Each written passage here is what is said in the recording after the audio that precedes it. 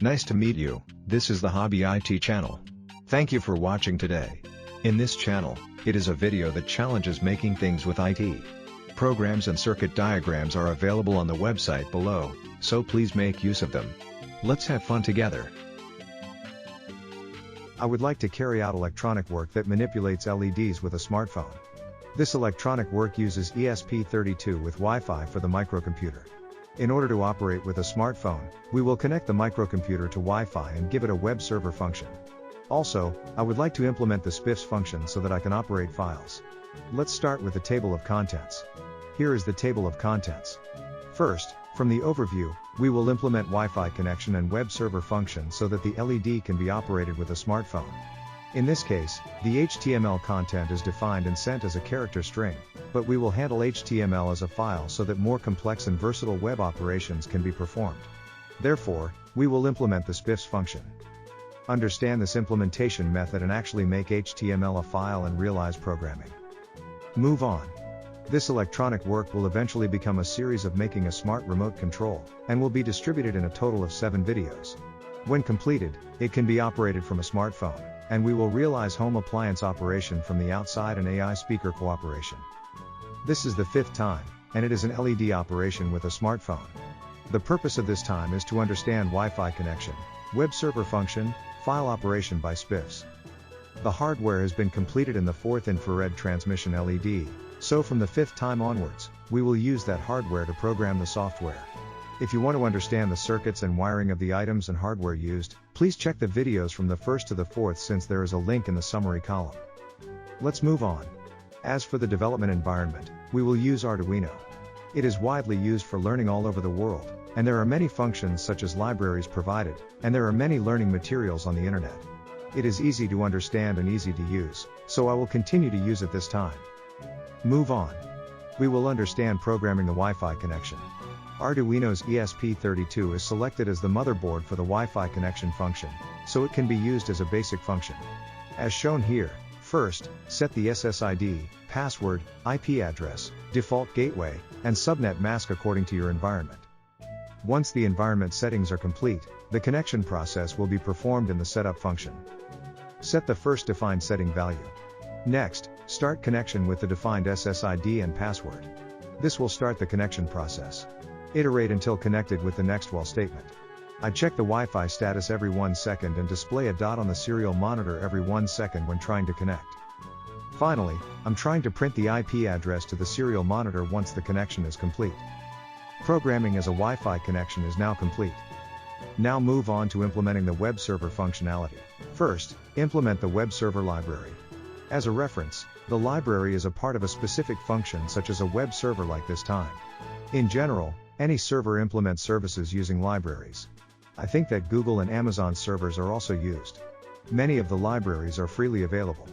However, the operation may be unstable or there may be security problems, so it is important to identify the libraries that can be used for commercial use. Here is the library we will be using. It has many functions and works stably, so I will use it this time. Now let's add the library. Normally, you will use it from the library manager, but you can download it individually and put it in the library folder.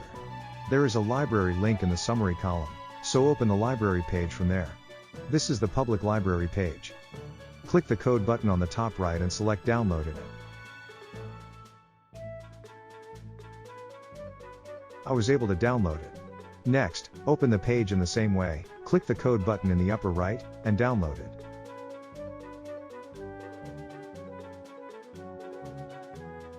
I was able to download it too.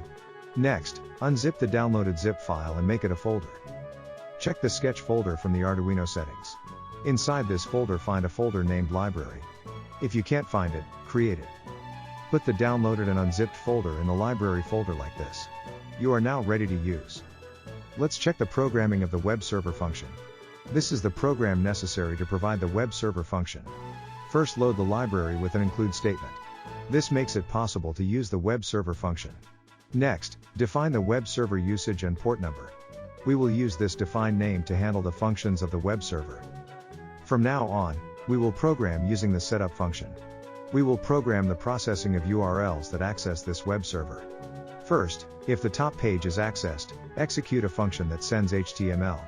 This is to make the page visible. Next, it describes the processing when there is access to the on of the site. This is where the LED lighting process is executed and the function that sends the HTML is executed.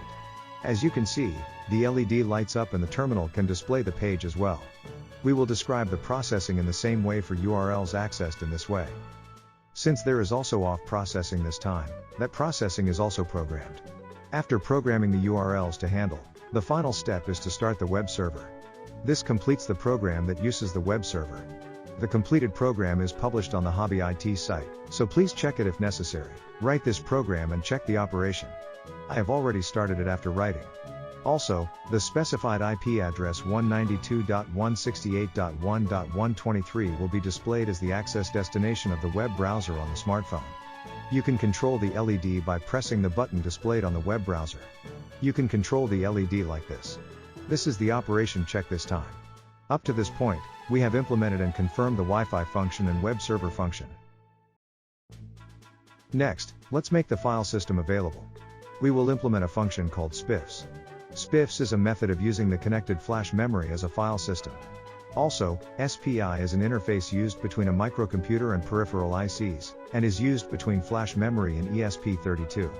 It is a file system that uses that interface. Move on.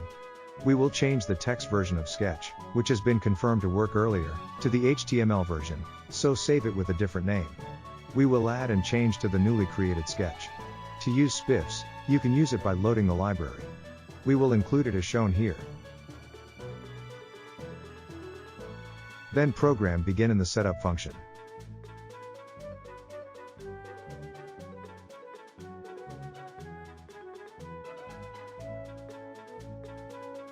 Also, in the function that sent the HTML, change the content of the HTML that was handled as a string to be handled as a file as shown here. The file version of Sketch is now complete. There is also a file version of the completed Sketch on the Hobby IT site, so please refer to it. However, it is necessary to create the HTML file that is actually sent. Therefore, I would like to make the HTML of the web browser whose operation was confirmed earlier into a file. Access and display from a computer using a web browser. Right-click to view the HTML source. Copy that text. Launch a text editor, and paste. After pasting, you can leave it as it is, but add file to the title so that you can distinguish the difference from the title.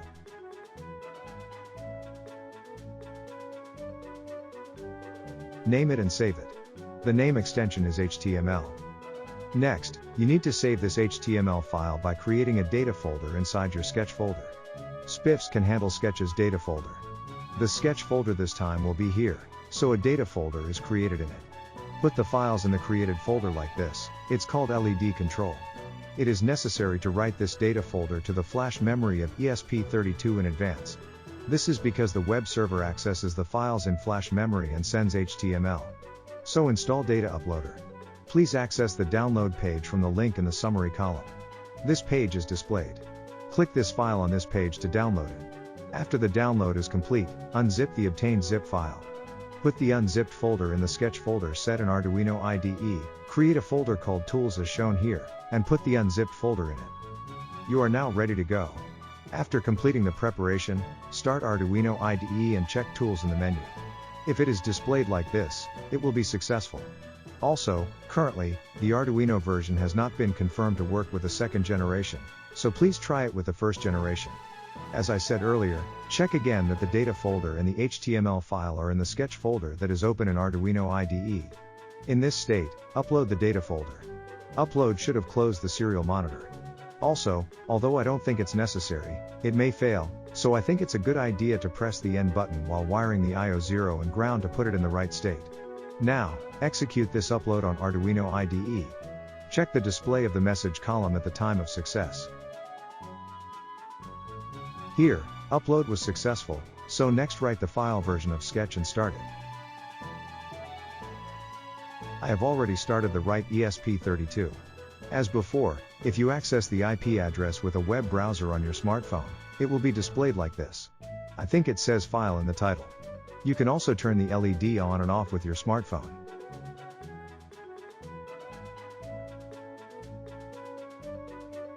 Now that we have confirmed the operation of the Wi-Fi connection, web server function, and SPIFFS, I would like to conclude this electronic work.